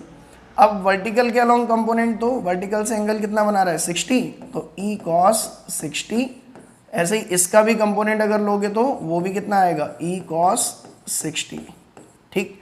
सो इफेक्टिवली वर्टिकल में ऊपर की तरफ कंपोनेंट कितना हो गया 2e cos 60 और नीचे कितना है पहले से ही e। हॉरिजेंटल ने तो एक दूसरे को काट ही दिया। अब 2e cos 60 कितना आएगा, सॉल्व करो तो cos 60 1/2, 2 से 2 कैंसिल, ये भी e हो गया, यानी कि ये भी एक दूसरे को क्या कर देंगे, कैंसिल आउट। और नेट इलेक्ट्रिक फील्ड इस पॉइंट पर कितनी आ जाएगी आपकी, ई नेट इज इक्वल टू 0, ठीक है ना। सो ये रिजल्ट आप जनरलाइज कर सकते हो, केवल ट्राइंगल के लिए नहीं। इनफैक्ट अगर आपको एक स्क्वायर दे रखा है, ठीक है, और उसके सेंटर पर इलेक्ट्रिक फील्ड पूछी जाए, अगर हर एक वर्टिसेस पर सेम चार्ज लग रखा हो, ठीक है, सो यहाँ पर भी ई नेट क्या होगा आपका 0। अगर ये मान लो रिंग दे रखी है और इस पर चार्ज यूनिफॉर्मली डिस्ट्रीब्यूटेड है, ठीक है, हर तरफ से, तो मैं कह सकता हूँ कि सेंटर पर मान लो इतने इतने पोर्शन की वजह से फील्ड इधर है, तो जस्ट अपोजिट साइड से एक इक्वल एंड अपोजिट फील्ड लगेगी जो एक दूसरे को क्या कर देगी, कैंसिल आउट, और नेट फील्ड सेंटर पर क्या मेंटेन होगी 0। ऐसे ही पेंटागन, इस पर भी 0, ठीक है, अगर हर एक जगह पर सेम चार्ज रखा हुआ है तो, ठीक। So this is general result, याद रखो इसको। चाहे कोई भी शेप हो आपकी, regular polygon of N side, अगर सभी के वर्टिसेस पर सेम चार्ज रखा हुआ है, सेम चार्ज, तो सेंटर पर नेट फील्ड आपकी क्या होने वाली है 0, ठीक है ना। Now let me take next case. ये क्वेश्चन एनसीईआरटी एग्जाम्पलर में दे रखा है, ठीक। ये क्या है आपका क्यूब है एक, मान लीजिए, ठीक, और इसके वर्टिसेस पर भी सब जगह आपका सेम चार्ज रखा हुआ है, तो हम कहेंगे कि इस पर भी नेट इलेक्ट्रिक फील्ड सेंटर पर, अगर हम कहें इसके बिल्कुल सेंटर में जो चार्ज रखा होगा, ठीक है, ये घूमेगा, आई डोंट नो, पता नहीं घूमेगा कि नहीं, लेट मी चेक। हाँ ये देखो, ये है क्यूब, इसके सेंटर में ये जो देख रहे हो ना, ये एक चार्ज रखा हुआ है, तो इस चार्ज पर इन सभी वर्टिसेस के चार्जेस की वजह से नेट इलेक्ट्रिक फील्ड क्या होने वाली है आपकी 0, ठीक है। सो क्यूब के केस में भी अगर हम बात करें, सेंटर पर नेट इलेक्ट्रिक फील्ड क्या होने वाली है 0, ठीक, अगर उसके वर्टिसेस पर सेम चार्ज रखा हुआ है तो। Fine, now let me take next. अब इसने क्या किया है इस एग्जांपल में, ये जितने भी कॉर्नर हैं इन पर एक कॉर्नर उसने छोड़ दिया है, बाकी सभी पर चार्ज रख दिए हैं। देखो ध्यान से, एक कॉर्नर उसने छोड़ दिया है, ठीक है, लाइक दिस, या ये वाला छोड़ दो, यहाँ लिखा हुआ है, ठीक। तो वो कह रहा है कि अगर एक कॉर्नर छोड़ दें और बाकी सभी कॉर्नर पर सेम चार्ज रख दें क्यू, तो सेंटर पर इलेक्ट्रिक फील्ड क्या होगी बताओ। तो ध्यान से समझना बेटा, बहुत ध्यान से, वेरी ट्रिकी क्वेश्चन। मैं कहूँ कि इसकी वजह से फील्ड इधर होगी, इसकी वजह से फील्ड इधर होगी, कैंसिल आउट हो गया। इसकी वजह से फील्ड इधर थी और पहले जब चार्ज था यहाँ पर तो वो इधर लगा रहा था फोर्स और इसको कैंसिल कर रहा था, लेकिन अब वो तो हो गया गायब। तो नेट इलेक्ट्रिक फील्ड अब कितनी हो गई आपकी इस पर, सेंटर पर, इस डायरेक्शन में, ठीक है। यानी कि जिस कॉर्नर पर चार्ज मिसिंग है उसी कॉर्नर की तरफ इलेक्ट्रिक फील्ड लगेगी, ठीक है, अगर ये सभी पॉजिटिव चार्ज हैं तो, ठीक है। या मैं ये कहूँ, इसको और थोड़ा घुमा के बात करते हैं, कि अगर जिस कॉर्नर पर मिसिंग है चार्ज उस पर बाकी सभी चार्जेस के अपोजिट पोलैरिटी और सेम मैग्नीट्यूड का चार्ज रख दें, तो जितनी इलेक्ट्रिक फील्ड ये अकेला लगाएगा वही इन सब तीनों की वजह से होगी। ठीक है, जैसे इसमें समझते हैं, जैसे मान लो यहाँ प्लस क्यू है, यहाँ प्लस क्यू है, रेगुलर पॉलीगन है। ठीक है, अगर यहाँ पर भी प्लस क्यू होता तो नेट इलेक्ट्रिक फील्ड क्या होती, 0। ठीक है, लेकिन यहाँ पर प्लस क्यू नहीं है। ठीक है, तो मान लिया अगर यहाँ पर एक नेगेटिव चार्ज रख दें जिसका मैग्नीट्यूड वही है जो इन दोनों का है, तो इसकी वजह से सेंटर पर इलेक्ट्रिक फील्ड क्या होगी, इस डायरेक्शन में। ठीक है, तो यही इलेक्ट्रिक फील्ड इन दोनों की वजह से भी होगी इस पॉइंट पर। ये डायरेक्ट रिजल्ट बता रहा हूँ मैं कैसे करना होता है। ठीक है, जैसे इसमें अब बताओ, अगर मैं कहूँ तो सेंटर पर ये कॉर्नर छोड़ा है, तो इस कॉर्नर पर इनके मैग्नीट्यूड के इक्वल एक नेगेटिव चार्ज रखो अपोजिट नेचर का, और इसकी वजह से इलेक्ट्रिक फील्ड इस तरफ होगी। ठीक है, तो ये इलेक्ट्रिक फील्ड इन सभी की वजह से रिजल्टेंट होगी इस पॉइंट पर। ठीक है, so this is very easy to calculate. मान लो ये डिस्टेंस अगर आपकी x है, तो net electric field will be KQ/x² in the upward direction like this. ठीक है, सो ये ट्रिक है आपको बताने के लिए। Now let me take next question. Vector form, देखो 2013 में सैम्पल पेपर में पूछा गया है क्वेश्चन। ठीक है, सैम्पल पेपर भी कभी कभी लगा लेने चाहिए, इंपॉर्टेंट होते हैं। ठीक है, देखो इसमें क्या कहा है कि दो चार्जेस हैं, ये आपका रखा हुआ है मान लो Q1, इसके कोऑर्डिनेट हैं आपके 0,B,0 और इसके कोऑर्डिनेट हैं आपके A,0,0, और ये तीसरा एक पॉइंट है P जिसके कोऑर्डिनेट हैं 0,0, आपको इस पर नेट इलेक्ट्रिक फील्ड बतानी है। ध्यान समझना, वेक्टर फॉर्म यूज़ करेंगे अब अपन। ठीक, तो अगर मैं कहूँ Q1 की वजह से जो नेट इलेक्ट्रिक फील्ड होगी दिस, वो कितनी होगी, E1 vector is equal to K into Q1 divided by ये जो वेक्टर बना इससे इसको जोड़ने वाला। ठीक है, इस वेक्टर का मैग्नीट्यूड, मान लो ये वेक्टर है R1, तो आई कैन से R1 cube dot R1 vector, ये होता है vector form of electric field.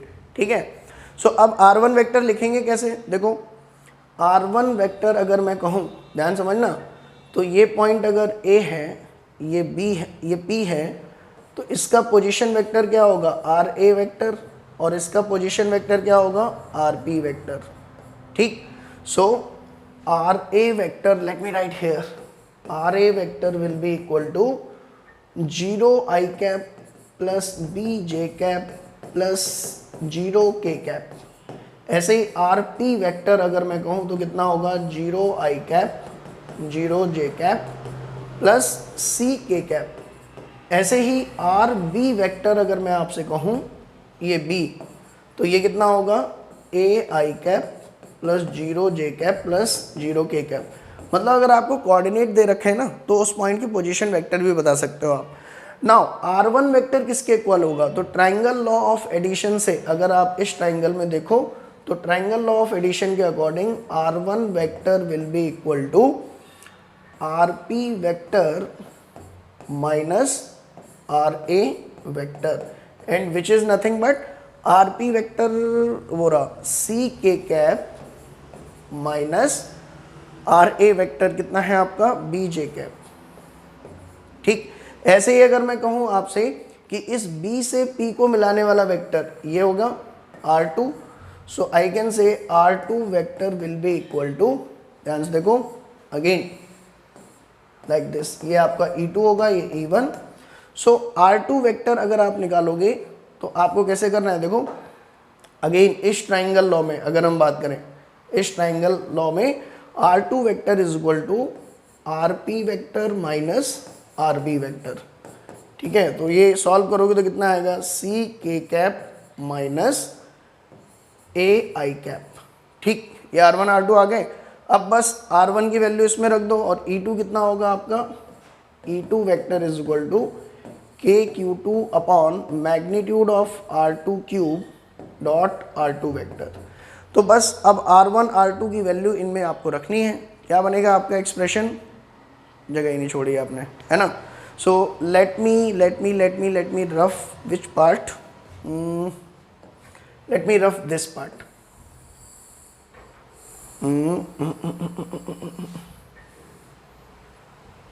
है ना, ये हमारे काम का है, इसको हटा लेते हैं अब। डन।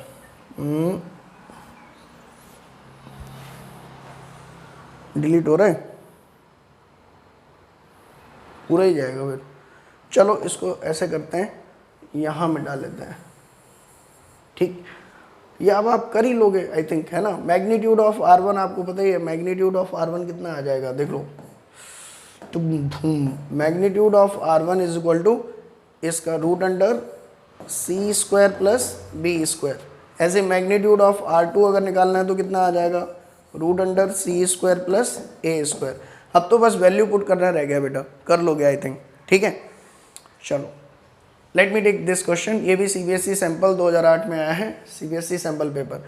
वो क्या कह रहा है कि मान लो इसके सेंटर पर इस स्क्वायर में ये चार्ज रखे हुए हैं, ये -q, ये -q, ये +q, ये +q, ठीक। यहाँ पर -q, +q, +q, -q। आपको सेंटर पर इलेक्ट्रिक फील्ड बतानी है इन सभी की वजह से, ठीक है। देखो क्या करेंगे, प्रिंसिपल ऑफ सुपरपोजिशन, सिंपली ये -q अपनी तरफ लगाएगा, ठीक है, अट्रैक्ट करेगा, और मैग्नीट्यूड मान लो कितना है E। ऐसे ये -q अपनी तरफ लगाएगा, और सेपरेशन भी सेम है, चार्ज का मैग्नीट्यूड भी सेम है, तो ये भी मैग्नीट्यूड कितना लगाएगा E। डायरेक्शन हमने बताई दी ना। इस पॉजिटिव की वजह से क्या होगा, देखो ये पॉजिटिव का सेपरेशन सेम है, मैग्नीट्यूड सेम है, तो फील्ड का मैग्नीट्यूड तो सेम रहेगा, बट डायरेक्शन क्या होगी, रेडियली अवे, लाइक दिस। ऐसे ही इसमें डायरेक्शन क्या होगी, रेडियली अवे, लाइक दिस, ठीक है। सो ये बन जाएगा टोटल 2E, और ये बन जाएगा टोटल 2E। तो एक पॉइंट पर यहाँ लग रही है फील्ड 2E, और यहाँ लग रही है फील्ड 2E, और एंगल इनके बीच में कितना है, सिंस ये स्क्वायर है तो 90। तो रिजल्टेंट इन दोनों का इसके एंगल बाइसेक्टर के अलोंग जाएगा। ये शॉर्टकट बताया मैंने थ्योरी में कि अगर एक पॉइंट पर सेम मैग्नीट्यूड के दो वेक्टर एक्ट कर रहे हैं, मान लो A और A, और इनके बीच में एंगल आपका कितना है, थीटा, तो इनका जो रिजल्टेंट वेक्टर है वो एंगल बाइसेक्टर के अलोंग जाता है, और उसका मैग्नीट्यूड होता है 2 into magnitude of this component vector A cos θ/2, total angle का हाफ। तो यहाँ पर कितना आएगा मैग्नीट्यूड, अगर मैं कहूँ 2 इंटू 2E cos 90/2, ठीक, ये आपका आंसर है। तो ये कितना आ जाएगा, 4E cos 45, that is 1/√2। Fine. अब जरा यहाँ पर देखो, उसने कहा है कि जो इलेक्ट्रिक फील्ड इस रीजन में आ रही है उसको इससे कंपेयर करो जरा, ठीक है, सेम है या डिफरेंट। तो ये -q क्या करेगा, अपनी तरफ लगाएगा E, और ये -q क्या करेगा, अपनी तरफ लगाएगा E। ये +q रिपेल करेगा, मतलब अपने से दूर लगाएगा E, और ये +q अपने से दूर लगाएगा E। तो यहाँ तो ये सब एक दूसरे को क्या कर रहे हैं, कैंसल आउट। तो यहाँ नेट फील्ड कितनी हो जाएगी आपकी, 0। वेयर एज यहाँ पर फील्ड कितनी बनी, 4E/√2। अब सर E की वैल्यू भी रखी दो, तो कोई एक आप निकाल लो यहाँ से, सिंस ये डायगोनल का हाफ डिस्टेंस होगी, so it will be 4/√2 k into Q divided by A√2/2 का स्क्वायर, ठीक है। So this is the answer for this question. I hope this is clear now. Now let me take next question. हाँ, this is very important. देखो, ring की वजह से electric field, ये हम लास्ट सेगमेंट में आ गए हैं, 5 मार्क्स वाले सेगमेंट में, ठीक है। इलेक्ट्रिक फील्ड में 5 मार्क का जो क्वेश्चन पूछा जाता है उस पर आ चुके हैं, और ये CBSE 2016 में पूछा गया क्वेश्चन है, ठीक है। कैसे करेंगे इस क्वेश्चन को, देखो ध्यान से। ये आपकी एक रिंग है, ठीक है, यूनिफॉर्म रिंग, जैसे चूड़ियाँ होती हैं ना, बिल्कुल वैसे ही आपकी क्या होती है, रिंग। अब इस पर चार्ज फैला हुआ है, कैसा, यूनिफॉर्मली। देखो इसका भी मतलब होता है यूनिफॉर्मली का, ठीक है। ये मैंने आपको चार्ज डिस्ट्रीब्यूशन वाले वीडियो में समझा रखा है, ठीक है। अगर किसी ने नहीं देखा है तो जाके चैनल पे देख ले, चार्ज डिस्ट्रीब्यूशन नाम की एक वीडियो होगी, उसको अच्छे से देख ले, वो उसमें समझा रखा है कि यूनिफॉर्मली चार्ज का मतलब क्या है, ठीक है। सो यूनिफॉर्मली चार्ज रिंग है जिस पर टोटल चार्ज आपका कितना है प्लस क्यू, ठीक। और इसके सेंटर से, इसकी रेडियस कितनी है कैपिटल आर, इसके सेंटर से एक्स डिस्टेंस पर आपको क्या कैलकुलेट करनी है, इलेक्ट्रिक फील्ड इस पॉइंट पर, ठीक है। मान लो ये पॉइंट कितनी डिस्टेंस पर है यहाँ से, एक्स डिस्टेंस पर, ठीक। तो तरीका क्या है, ध्यान से समझो। जब भी कॉन्टिन्यूस डिस्ट्रीब्यूशन ऑफ चार्ज दे रखा है, ठीक है, तो मैंने थ्योरी वाले लेक्चर में बताया है कि स्टेप 1 में हम क्या करते हैं, इस पूरे गिवन बॉडी को छोटे छोटे पार्ट्स में डिवाइड करते हैं। देखो ये डिवाइड कर लिया मैंने छोटे छोटे पार्ट्स में, और वो छोटे छोटे पार्ट्स क्या हैं, आपके पॉइंट चार्ज बेसिकली, ठीक है, लाइक दिस, ठीक है। अब मान लो मैंने कोई स्पेशल एलिमेंट यहाँ पे कंसीडर कर लिया स्मॉल, ठीक है, इस पर चार्ज कितना है आपका dq, और ये है कैसा एलिमेंट, पॉइंट चार्ज, ठीक। स्टेप नंबर 2 क्या है आपका, ये तो हो गया dq। स्टेप नंबर 2 क्या है आपका, इस dq की वजह से जिस पॉइंट पर फील्ड कैलकुलेट करना है ना, उस पॉइंट पर इलेक्ट्रिक फील्ड कैलकुलेट करो। तो सिंस ये पॉइंट चार्ज है तो रेडियली ये क्या लगाएगा, अवे इलेक्ट्रिक फील्ड DE, ठीक है, क्योंकि पॉजिटिव चार्ज है इसीलिए रेडियली अवे लगा रहा है, ठीक है। तो इस DE की वैल्यू अगर मैं आपसे कहूँ तो कितनी होगी, DE will be equal to K into value of charge that is DQ divided by ये डिस्टेंस कितनी हो जाएगी, देखो ये 90 डिग्री है, तो this distance will be equal to R square plus x square. सो ये हो जाएगा आपका R square plus x square, ठीक है। स्टेप 3 क्या बोलता है आपको, स्टेप 3 में वो बोलता है कि ये जो DE आपने निकाला है इसके कंपोनेंट करो, ठीक है, x और y एक्सिस के अलावा।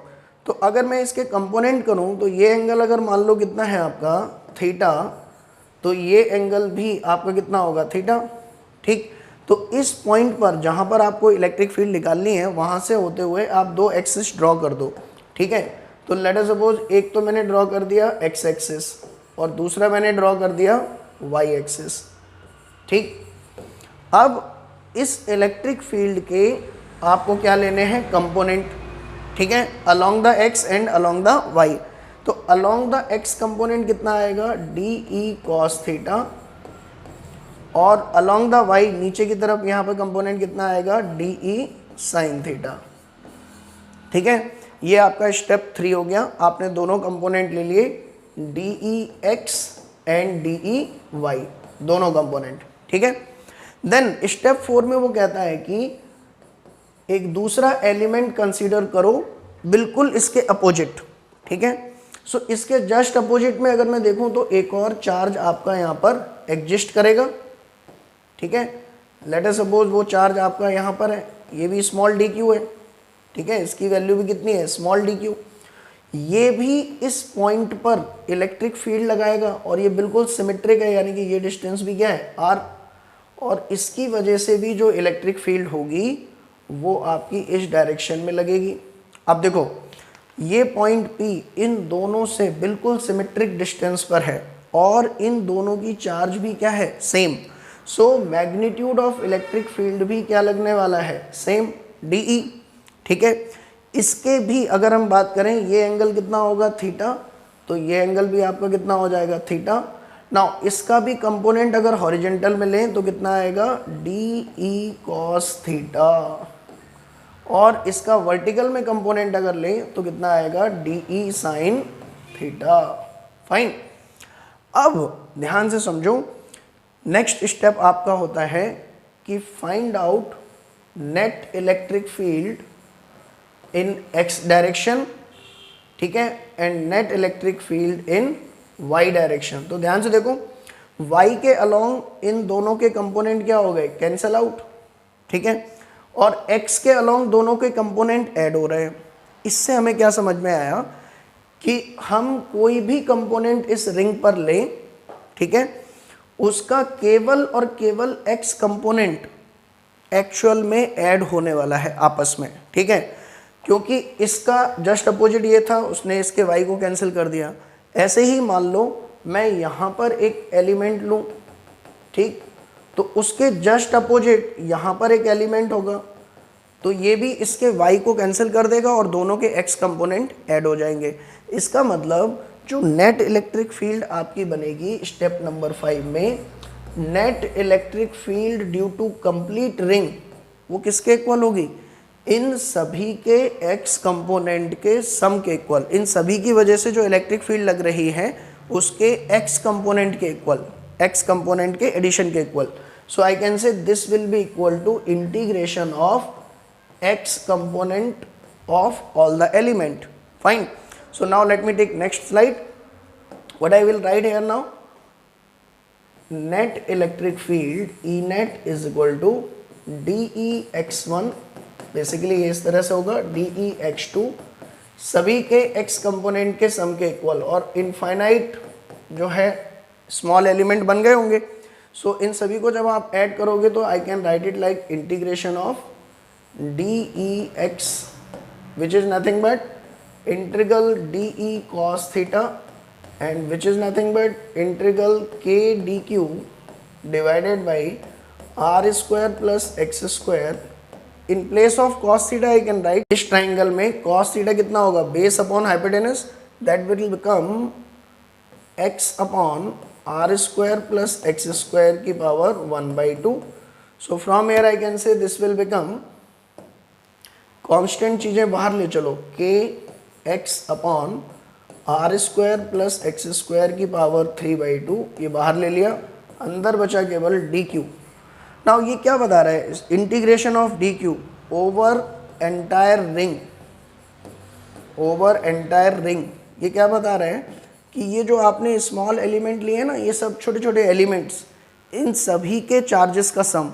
सो by conservation of charge principle, अगर इन सभी के चार्जेस को ऐड कर दोगे तो वो टोटल रिंग के चार्ज के इक्वल आ जाएगा। So that will be equal to nothing but total charge, ठीक। तो ये बन जाएगा आपका K capital Q into X upon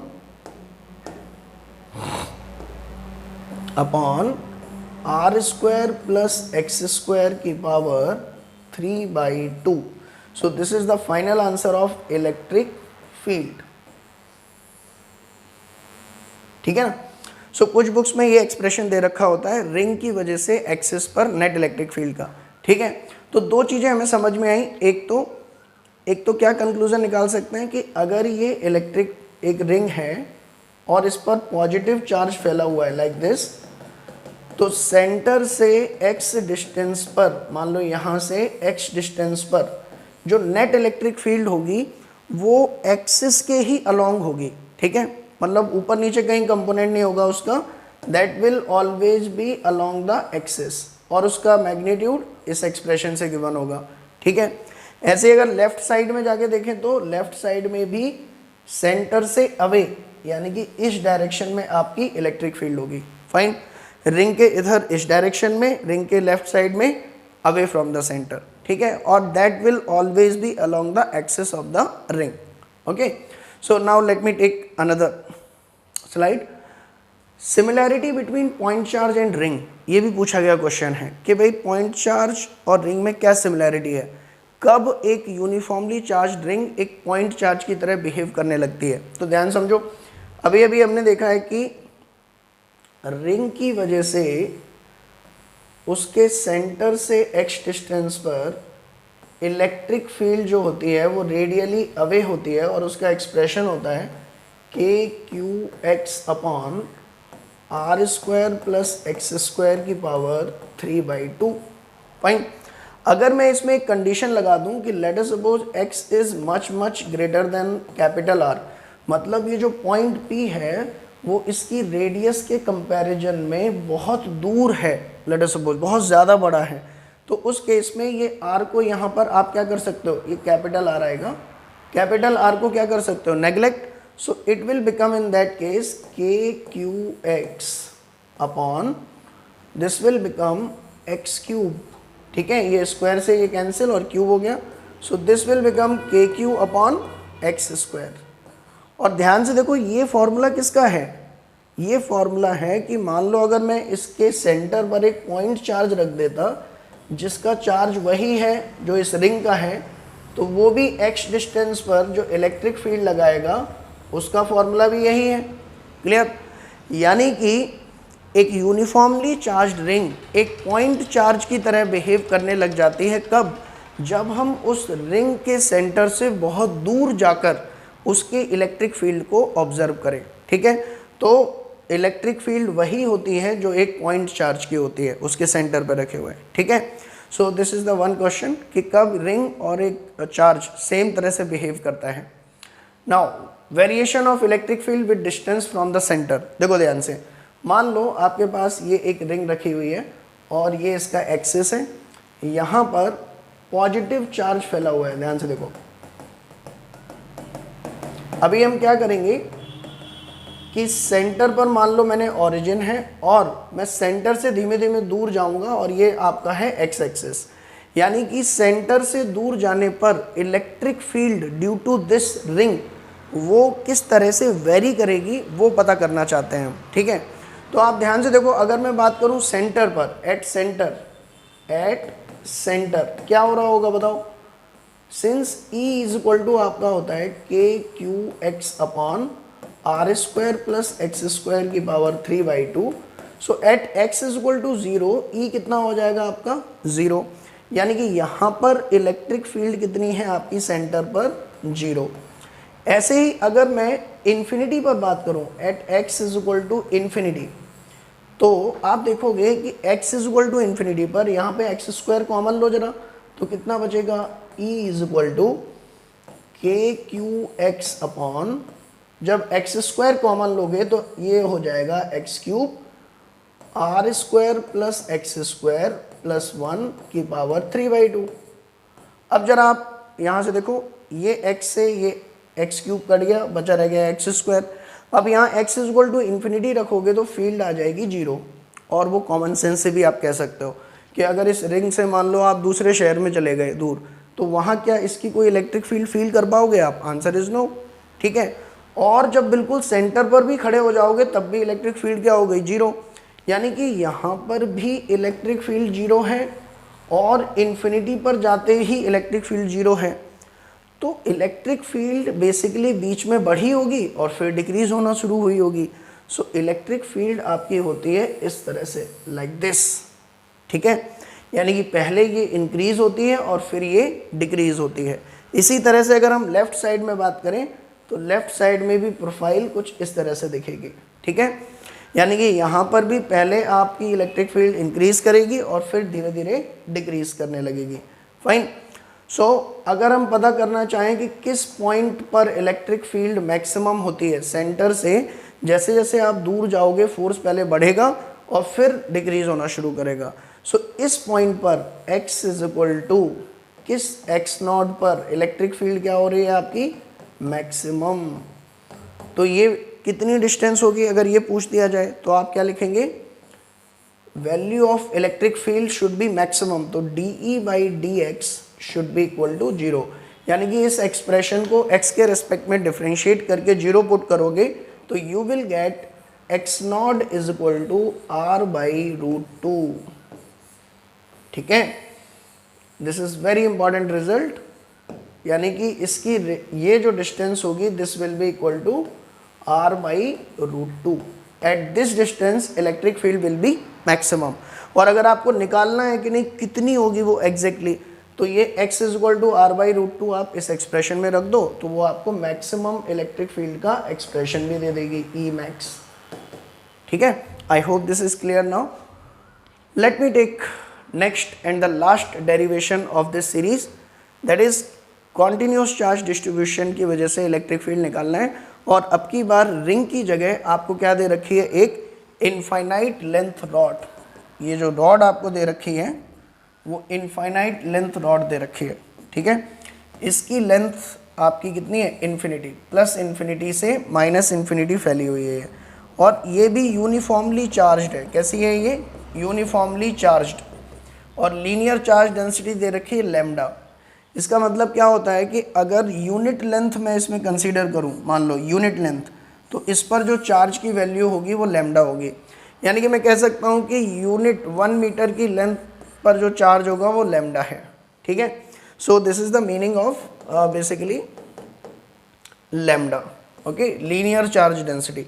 ठीक है, नाउ इसकी वजह से let us suppose R distance पर आपको इलेक्ट्रिक फील्ड कैलकुलेट करना है। ठीक है, तो अगेन वही मैंने जो आपसे कहा था, स्टेप वही फॉलो करने हैं बिल्कुल आपको। सबसे पहले क्या करना है, इसको स्मॉल पार्ट्स में डिवाइड करना है। तो मान लो मैंने इसको छोटे छोटे पार्ट्स में डिवाइड कर लिया लाइक दिस। ठीक है, देन रेफरेंस पॉइंट से मान लो यहाँ से x डिस्टेंस पर मैंने एक स्मॉल एलिमेंट कंसीडर कर लिया जिसकी लेंथ कितनी है आपकी dx और इस पर चार्ज कितना है आपका dq।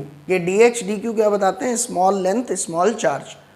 नाउ ये dq किसके इक्वल होगा अगर मैं बात करूं तो देखो यूनिट लेंथ का चार्ज कितना है आपका लैम्डा, तो dx लेंथ का चार्ज कितना हो जाएगा lambda into dx। So I can say dq is equal to lambda into dx।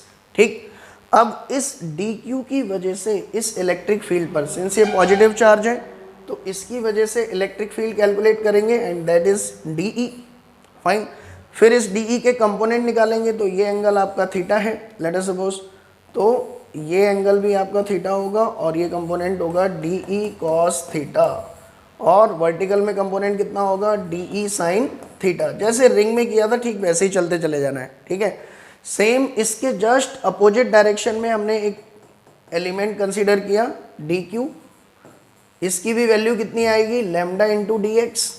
ठीक है, इसकी भी लेंथ कितनी है आपकी dx, तो इसकी वजह से भी जो इलेक्ट्रिक फील्ड होगी वो भी by symmetry we can say same dE होगी, और ये एंगल भी आपका थीटा होगा तो इसका भी horizontal component dE cos theta और vertical component dE sin theta. Now vertical component एक दूसरे को कैंसिल आउट कर रहे हैं, बिल्कुल इक्वल एंड अपोजिट हैं, केवल हॉरिजॉन्टल कंपोनेंट ऐड हो रहे हैं दोनों एलिमेंट्स के। यानी कि इस रॉड की वजह से जो नेट इलेक्ट्रिक फील्ड है आपकी, वो नेट इलेक्ट्रिक फील्ड इन सभी के हॉरिजॉन्टल कंपोनेंट्स को ऐड करने से मिल रही है। ठीक है, like this we can write dot dot dot dot. ठीक, सो इसको हम कैसे लिख सकते हैं, in form of integration, that is dEx fine, and which is nothing but dE cos theta. अब इसमें जरा वैल्यू पुट करो तो कितना आएगा, dE की वैल्यू कितनी आएगी k into dq divided by, देखो ध्यान से, ये डिस्टेंस कितनी है आपकी, ये वाली distance root under r square plus x square. So यहाँ पे जब आप लिखोगे तो ये आएगा r square plus x square into cos theta, ये बन गया आपका। ठीक है, अब dq की वैल्यू रख दो इसमें, dq की वैल्यू रखोगे तो कितना आएगा, k तो कांस्टेंट है बाहर आ गया। ठीक है, dq की जगह we can write lambda into dx divided by r square plus x square into cos theta. ठीक है, ये इंटीग्रेशन बन गया आपका, ध्यान से समझो। और अभी x की लिमिट, सिंस वेरिएबल x है तो वो लिमिट कहाँ से जाएगी, माइनस इन्फिनिटी से इन्फिनिटी तक। So I can write minus infinity to infinity. ठीक है, अब देखो इस इंटीग्रेशन को कैसे सॉल्व करना है। फिजिक्स तो हो गई, जितनी आते हैं होनी थी, अब थोड़ा सा मैथमेटिक्स इन्वॉल्व होगा। तो अगर आपको इंटीग्रेशन नहीं आता है तो पहले आप सीख लें। ठीक है, और या फिर यहाँ पर मैं जो आपको समझा रहा हूँ उसको समझने की कोशिश करें। देखो इस केस में दो वेरिएबल आपको दिख रहे हैं अभी यहाँ पर, r तो कांस्टेंट है, लैम्डा कांस्टेंट है, k कांस्टेंट है, लेकिन x वेरिएबल है, थीटा वेरिएबल है। तो हमें x को थीटा के टर्म में लिखना पड़ेगा। ठीक है, या थीटा को x के टर्म में लिख लो। बेटर अभी ये रहेगा कि हम x को थीटा के टर्म में लिख लें। तो हम क्या यूज़ कर सकते हैं, substitution. Let us suppose x is equal to r tan theta, और ये आप यहाँ से देख भी सकते हैं। सपोज क्या है, यहाँ से देख लो आप, tan थीटा किसके इक्वल आएगा इस ट्राइंगल में, tan theta is equal to perpendicular upon base, that is x upon r। So यहाँ पर हमने यही यूज़ कर दिया है, x की जगह r tan थीटा, तो ये क्या बन जाएगा आपका k इंटू इंटीग्रेशन, देखो let me take it on next slide, है ना, क्योंकि यहाँ ज़्यादा गड़बड़ हो जाएगा। देखो E net is equal to k into, यहाँ पे लेमडा को भी बाहर निकाल लो आप, तो ये k lambda integration minus infinity से इन्फिनिटी, फाइन, और ये था dx into cos theta divided by r square plus x square. अब हमने सब्सटीट्यूशन क्या यूज़ किया, x is equal to r tan theta. अब इसको डिफ्रेंशिएट कर दो दोनों तरफ, तो ये कितना बनेगा आपका 1 is equal to r sec square theta d theta by d x. तो यहाँ से dx आपका आ जाएगा r sec square theta into d theta. ये चीज़ें इसमें यूज़ करो जरा, तो कितना बनेगा आपका के लेमडा इंटीग्रेशन, देखो जब x की वैल्यू माइनस इन्फिनिटी थी तो टेन थीटा क्या होगा माइनस इन्फिनिटी। सो टेन थीटा माइनस इन्फिनिटी कब होगा, जब थीटा आपका माइनस 90 होगा। ऐसे ही जब x प्लस इन्फिनिटी है तो टेन थीटा प्लस इन्फिनिटी होगा, इसका मतलब जो थीटा होगा वो आपका प्लस पाई बाई 2 होगा, लिमिट चेंज हो जाएगी। देन dx की जगह आप लिखेंगे r sec square theta into d theta, और कॉस थीटा पहले से है ही वहाँ पर तो वो भी लिखेंगे, डिवाइडेड बाई यहाँ पर x की जगह जैसे ही आप आर टेन थीटा लिखोगे ये बन जाएगा r square 1 plus tan square theta, fine. सो अब देख लो यहाँ से ये सेक स्क्वायर थीटा हो जाएगा पूरा टर्म, ये से कैंसिल, क्योंकि हमें पता है 1 प्लस टेन स्क्वायर थीटा आपका किसके इक्वल होता है ट्रिग्नोमेट्री में सेक स्क्वायर थीटा के, ठीक है। सो मिला जुला के ये टर्म क्या बन गया आपका, अगर हम देखें ये पूरा कैंसिल, ये आर से ये r cancel, and it has become, let me write on to the next slide, e net is equal to k lambda by r integration minus pi by 2 से pi by 2 cos theta into d theta.